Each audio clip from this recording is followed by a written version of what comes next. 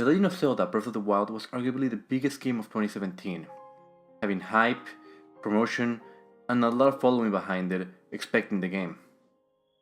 We can argue all day and night about whether or not it deserved all those perfect scores, all that praise and all those awards, etc. I'm not here to crash anybody's parade, nor say that if you like this game then you're disgracing the series or anything, but rather, I'm here to talk about what I was looking for in the game, and that was mostly interactions between Link, Zelda, and the other characters. While I haven't played Skyward Sword, I'm aware of its plot, and how Zelda and Link are portrayed as close childhood friends and companions that would support each other through the thick and thin. While not an extremely complex development or way of handling things, it showed a new light on the potential way these two characters could interact, and with this knowledge in mind, I watched the reveal trailer of Breath of the Wild during that big Switch Press event where Xenoblade 2, Mario Odyssey, and so many other games were announced. Ending the presentation with what I consider to this day the best video game trailer of all time.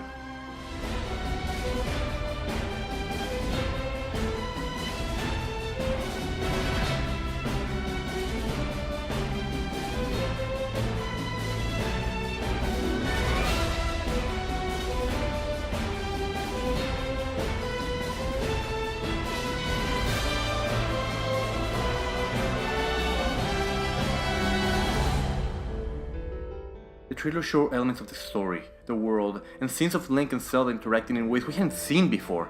And based on that this trailer showed Link alongside Zelda in different locations, I assumed Zelda would be a companion throughout the story.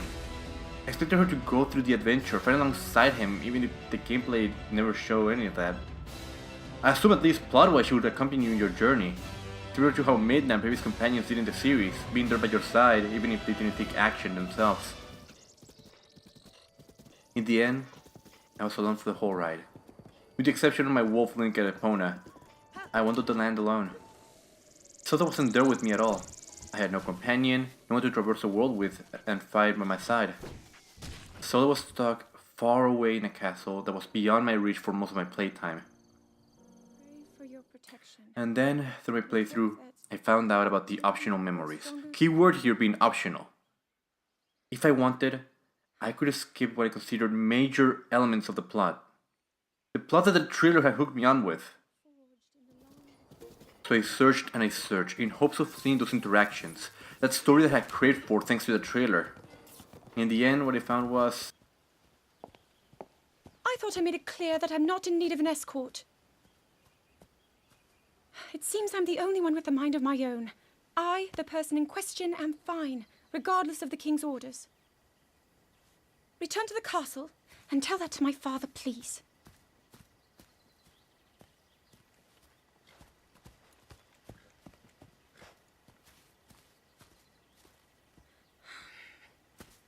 And stop following me! Basic at best. We started off pretty good, since my first memories found were those with Urbosa. She was a piece of a woman, and in my opinion my favorite character in the game. Yet, looking back, what I found cool about her was her demeanor, her attitude, but her character was essentially a tough woman trope. A trope that I like when it's properly developed, but after I finished her Divine Beast, and she stood up to the mountain, that's all she had. She was just a tough character who was ready to take vengeance. And we didn't see that much about her anyway. Then I went to Sora's domain, and I found about Mipha, the princess that fell for Link, as so many ladies do in this series.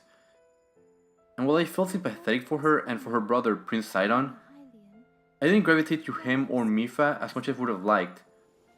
Sidon's Camina style speeches and I believe in you stuff, it should have hooked me a lot more. And yet, I was just feeling empty. I was beginning to see a pattern. Then I headed to the Rito's home and... But let's not, pardon me for being so blunt, let's not forget the fact that I am the most skilled archer of all the Rito. Yet despite these truths, it seems that I've been tapped to merely assist you. All because you happen to have that little darkness-sealing sword on your back. Oh boy! Sorry to break my mood up here for a bit, but I did not care for this fucking Lombardi motherfucker. His attitude was the worst. And that solidified for me that these characters were not growing. What I saw is what you got. Urbosa was a cool, tough one. Mifa was a sweet, loving one. And shit healed the bird here was all that was. After spending a whole day trying to figure out how to get through Death Mountain, I reached Daruk's memories. And by this point, I had already been so annoyed by the mountain and disappointed with the memories that it soured my experience with Daruk, who admittedly I did like. His cheerful attitude almost made the trip through Death Mountain worth it. Reminded me of Reinhardt from Overwatch. All that passion, all that bravado. And yet, I still felt empty, like I wasn't getting anything.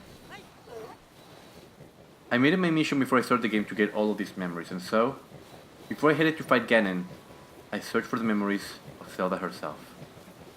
I searched and I searched as I traveled the world, and I watched as my heart sank at the basic interactions I saw there.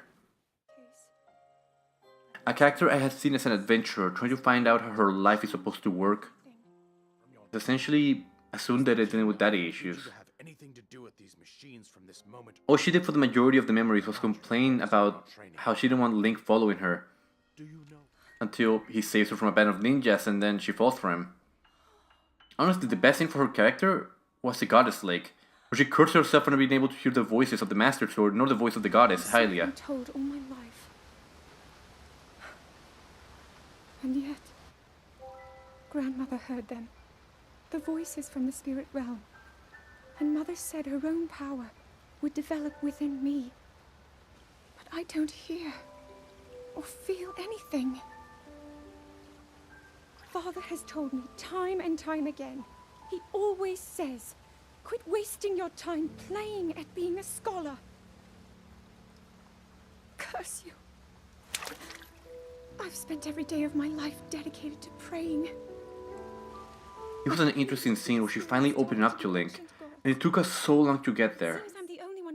I had to endure all those other scenes of her being a basic tsundere-style character, and the Link, stop doing your job kind of thing, because she was mad at her father.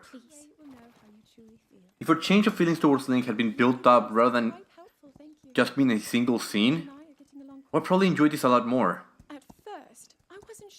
Another good scene that I like was when she shows up the little frog and sent princess flowers to Link. It showed a curious side to Zelda, and it showed that classic Link dorkiness that was always there, and I don't care what anybody says, Link is a fucking dork. Is that what I think it is? Look at this. I don't believe it, but I actually caught one. This delicacy is known to have very, very potent effects under the proper circumstances. Ta-da! Research from the castle shows ingesting one of these can actually augment certain abilities. We wouldn't be in a controlled environment out here, but with your level of physical fitness, you'd be a perfect candidate for the study. Go on. Taste it. But those memories were so short, and so were those scenes. Those were my only interactions with Zelda until I rescued her, and honestly I felt disappointed. I felt empty, like my travels were for naught. To this day I consider my favorite Zelda game to be Twilight Princess. Specifically because of Link's interactions with Midna, where we see him deal with her sass and how they slowly grow closer. You can learn a lot about a character based on how they interact with others, and the stuff we have learned about the different Links through their interactions with other characters sometimes gives a lot of more information to their character than what we've seen just by them being a hero. Through Wind Waker we learned that he could be overzealous, that he was a bad monkey and a loving brother. Through Twilight Princess we showed that he had a bit of a guardian complex and that he could feel genuine moments of sadness and joy. Skyward Sword showed us a nerdy, more awkward Link than usual, who tried his best but he could just figure out how life worked. And all of this in a good way. We saw how these characters could be in different interactions and different situations. With Breath of the Wild, I don't know anything about this Link aside from the fact that he has anxiety, a fact we learned through an optional diary from Zelda's room. Another aspect that could easily be missed by any player not searching properly. This was my biggest problem, my biggest frustration with the game. The fact that these narrative elements, these parts that I longed for in games and stories were so inconsequential. I feel like elements like this should be handled better, even if they are optional. Hell, since you could literally go through hell and back to find these, I would want more meat to chew into, more elements to enjoy, more character to go through, more development. And yet, that's not what I got. What I got were a billion side quests and characters that felt like they weren't completed in the writing department. And sure, you can tell me, oh, the DLC expands something more, but when the main story doesn't do anything for you, do you really want to spend all that money on potential story DLC? I'm sorry, but that's not hooking me. And I know this is partially my fault. I saw the Switch event trailer and I lost it. I was obsessed with what the plot of the game could be. But even if I had such lofty expectations, I still feel like it could have not been done better. It could have given us more story, more development, more changes to the characters, more actual characters than for those that we had. Yet, I felt like I barely saw anything. I've discussed this plenty of times with friends of mine, and my friend Matt has always brought up the focus of the game is giving you a sense of loneliness in an empty world, similar to how Metroid handles it. And on that mark, I can kinda guess that the game succeeded. The game met its goal. Yet, when I compare it to titles like Metroid, I felt like those titles were even better.